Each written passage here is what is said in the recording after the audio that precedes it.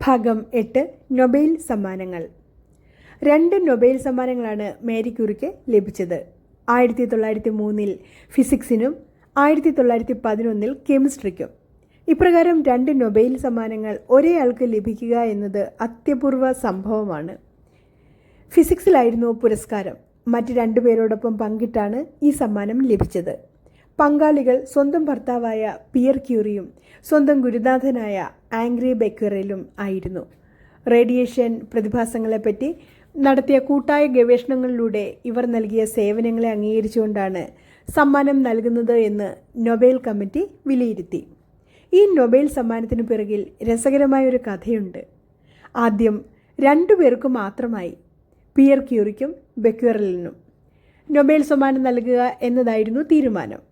അക്കാലത്ത് യൂറോപ്പിലാകെ പുരുഷ മേധാവിത്വത്തിൻ്റെ കാലമായിരുന്നു. ഒരു സ്ത്രീ എന്ന നിലയിൽ മാഡം ക്യൂറിക്ക് അവഗണനകളുടെ ഒരു നീണ്ട നിര തന്നെ അനുഭവമായുണ്ട്. അക്കൂട്ടത്തിലായിരുന്നു നൊബേൽ കമ്മിറ്റിയുടെ ആദ്യഘട്ടത്തിലെ അവഗണന. എന്നാൽ ഭാഗ്യവശാൽ നൊബേൽ കമ്മിറ്റി അംഗമായിരുന്ന ഒരു ശാസ്ത്രജ്ഞൻ ഇതറിഞ്ഞു. പ്രഖ്യാത ഗണിതശാസ്ത്രജ്ഞനായിരുന്ന പ്രൊഫസർ മാഗ്നസ് ഗോസ്റ്റാമിറ്റാക് ഒരു സ്ത്രീ സമത്വവാദിയായിരുന്നു. അദ്ദേഹത്തിൻ്റെ ശ്രമം മൂലമാണ് മാഡം ക്യൂറിക്ക് നൊബേൽ സമ്മാനം പങ്കിട്ട് ലഭിച്ചത്. ഇത് ഒരു ചരിത്ര സംഭവമായിരുന്നു. ആദ്യമായിട്ടാണ് ഒരു സ്ത്രീക്ക് നൊബേൽ സമ്മാനം ലഭിച്ചത്. നൊബേൽ സമ്മാനിതർ നേരിട്ട് സ്വീഡന്റെ തലസ്ഥാന നഗരമായ സ്റ്റോക്കിംഗ് ഹോമിലെത്തി പുരസ്കാരം സ്വീകരിക്കുക എന്നതായിരുന്നു പതിവ്. പക്ഷേ ജോലി തിരക്കും അനാരോഗ്യവും മൂലം ക്യൂറി ദമ്പതികൾ 1903 സ്വീഡനിലേക്ക് പോയില്ല. 1905 അവർ പോയി പുരസ്കാര സ്വീകാരത്തിനോടനുബന്ധിച്ച് നടത്താറുള്ള നൊബേൽ പ്രഭാഷണം നടത്തിയത്. അക്കാലത്ത് വലിയ സാമ്പത്തിക ക്ലേശം ക്യൂറി ദമ്പതികൾ അനുഭവിച്ചിരുന്നു. എന്നിട്ടും നൊബേൽ സമ്മാനത്തുക മുഴുവനും സ്വന്തം പരീക്ഷണശാല വികസിപ്പിക്കുവാനും ഒരു റിസർച്ച് അസിസ്റ്റന്റിനെ നിയമിക്കുവാനും ആണ് അവർ ഉപയോഗിച്ചത്. 2ാം നൊബേൽ സമ്മാനം 1911.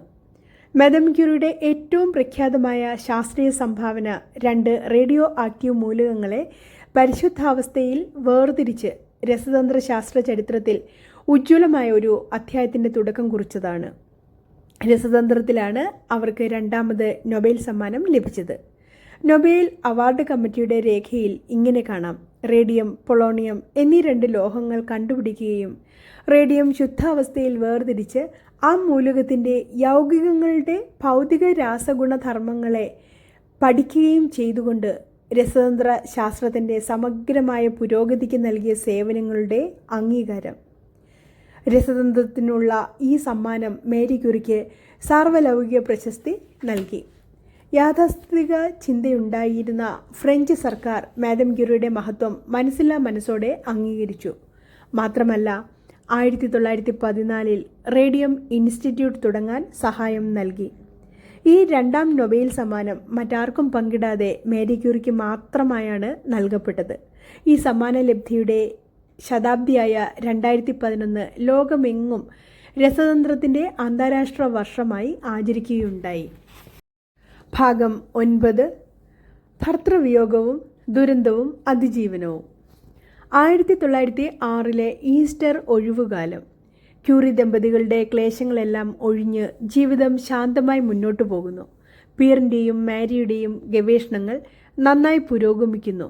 1903 തങ്ങൾക്കും കൂടാതെ ഗുരുവായ ബെക്കറലിനും കൂട്ടായി ലഭിച്ച നൊബേൽ സമ്മാനത്തിൻ്റെ പ്രശസ്തിയും ക്യൂറി ദമ്പതികൾ ആസ്വദിച്ചു. കുടുംബത്തിലാകട്ടെ 8 വയസ്സുകാരി ഇറേനും 1 വയസ്സുകാരി ഏവും.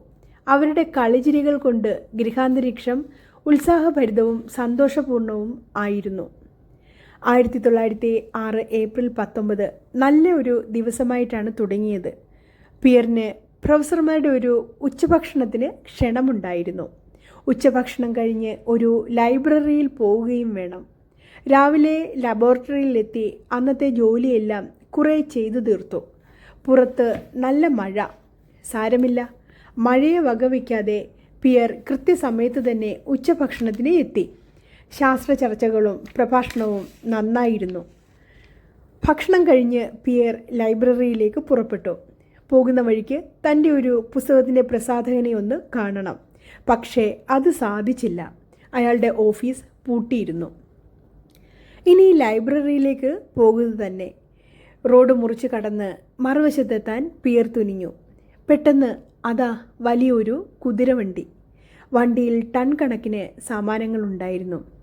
എന്തോ ആലോചിച്ച് അന്യമനസ്കനായി നടന്ന പിയർ വണ്ടിമുട്ടി താഴെ റോഡിൽ വീണു. വണ്ടിയുടെ വലിയ ചക്രം പിയറിൻ്റെ ശിരസ് തകർത്തുകൊണ്ട് മുന്നോട്ട് നീങ്ങി. മഹാശാസ്ത്രജ്ഞനായ പിയർ ക്യൂറി തൽക്ഷണം കൊല്ലപ്പെട്ടു. സോർബോൺ സർവകലാശാലയിലെ ഒരു ലബോറട്ടറി അസിസ്റ്റൻ്റായിരുന്നു മൃതശരീരം തിരിച്ചറിഞ്ഞത്. ഭർത്തൃവിയോഗത്തെപ്പറ്റി മാരി അറിഞ്ഞത് മണിക്കൂറുകൾ കഴിഞ്ഞ ശേഷം മാത്രമായിരുന്നു. മനസ്സും ശരീരവും അല്പസമയത്തേക്ക് തളർന്നു പോയതുപോലെ തോന്നിയെങ്കിലും മാഡം ക്യൂറി പെട്ടെന്ന് തന്നെ സമചിത്തത വീണ്ടെടുത്തു. ഫ്രാൻസിലും പോളണ്ടിലുമുള്ള ബന്ധുക്കളെയും അടുത്ത സ്നേഹിതരെയും വിവരമറിയിച്ചു. പിയറിൻ്റെ ചേട്ടൻ ഡോഷാക് ക്യൂറി ഉടനെ എത്തി സഹായിച്ചു. മാരി തൻ്റെ ആത്മകഥാക്കുറിപ്പുകളിൽ ഇങ്ങനെ എഴുതി: ആഘാതത്തിൽ ഞാൻ തകർന്നുപോയി. ഭാവി ജീവിതം ഇനി എങ്ങനെ? ഉടനെ ഞാൻ ഓർത്തു, എൻ്റെ പ്രിയതമൻ പലപ്പോഴും പറയാറുണ്ടായിരുന്ന കാര്യം, താൻ പോയാലും ശാസ്ത്ര ഗവേഷണം തുടരണമെന്ന്. അനുശോചനങ്ങളുടെ ഒരു പ്രവാഹം തന്നെ ലോകത്തിൻ്റെ പല ഭാഗങ്ങളിൽ നിന്നും ഉണ്ടായി. ഫ്രഞ്ച് ഗവൺമെൻറ് മാഡം ക്യൂറിക്ക് ഒരു പെൻഷൻ അനുവദിച്ചു. പക്ഷേ അഭിമാനിയായ ആ മഹതി നന്ദിപൂർവ്വം അത് നിരസിച്ചു. എന്നാൽ സോർബോൺ സർവകലാശാല പിയറിൻ്റെ തന്നെ പ്രൊഫസർ പദവി മാരിക്ക് നൽകി. ഈ പദവി മാഡം ക്യൂറി സ്വീകരിച്ചു. 1906 മെയ് 13 ഔദ്യോഗിക ക്ഷണം മാരിക്ക് ലഭിച്ചു. ആദ്യമായാണ് സോർബോൺ സർവകലാശാല ഒരു വനിതയ്ക്ക് പ്രൊഫസർ പദവി നൽകുന്നത്. ആദ്യത്തെ ലെക്ചർ. പുതിയ വനിതാ പ്രൊഫസറുടെ ആദ്യത്തെ ലെക്ചർ കേൾക്കാനായി വളരെ ആളുകൾ, വിദ്യാർത്ഥികൾ മാത്രമല്ല മറ്റ് പ്രൊഫസർമാരും പ്രസംഗമുറിയിൽ ശ്രോതാക്കളായി എത്തിയിരുന്നു. തൻ്റെ മുൻഗാമിയെപ്പറ്റി ദീർഘമായി പ്രശംസാവചനങ്ങൾ ചൊരിഞ്ഞുകൊണ്ടാണ് ഇത്തരം സന്ദർഭങ്ങളിൽ പുതിയ പ്രൊഫസർമാർ കന്നിപ്രസംഗം നടത്താറുള്ളത്. പിയർ ക്യൂറിയെ പറ്റിയുള്ള അനുസ്മരണങ്ങൾ മാഡം ക്യൂറി ഈ അവസരത്തിൽ നടത്തുമെന്ന് ആശിച്ചിരുന്ന സദസ്യർ നിരാശരായി. 1906 നവംബർ 5 മാരി ക്യൂറി പ്രൊഫസർ എന്ന നിലയിൽ തൻ്റെ പ്രഥമ പ്രസംഗം തുടങ്ങിയത് ഇങ്ങനെയായിരുന്നു: കഴിഞ്ഞ 10 വർഷങ്ങൾക്കിടയിൽ ഫിസിക്സിൽ ഒരുപാട് മാറ്റങ്ങൾ വന്നിട്ടുണ്ട്.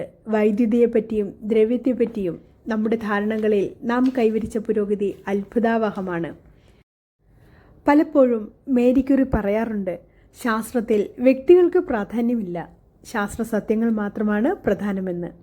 തൻ്റെ കന്നിപ്രസംഗത്തിലും അവർ ഒരു ശാസ്ത്രജ്ഞൻ്റെയും പേരെടുത്ത് പറഞ്ഞില്ല, പിയറിൻ്റെ പോലും. ഭാഗം 8, 9 ഇവിടെ അവസാനിക്കുകയാണ്. ഏവർക്കും ഇഷ്ടപ്പെട്ടുവെങ്കിൽ ലൈക്ക് ചെയ്യുവാനും ഷെയർ ചെയ്യുവാനും സബ്സ്ക്രൈബ് ചെയ്യുവാനും മറക്കില്ലല്ലോ. നന്ദി, നമസ്കാരം.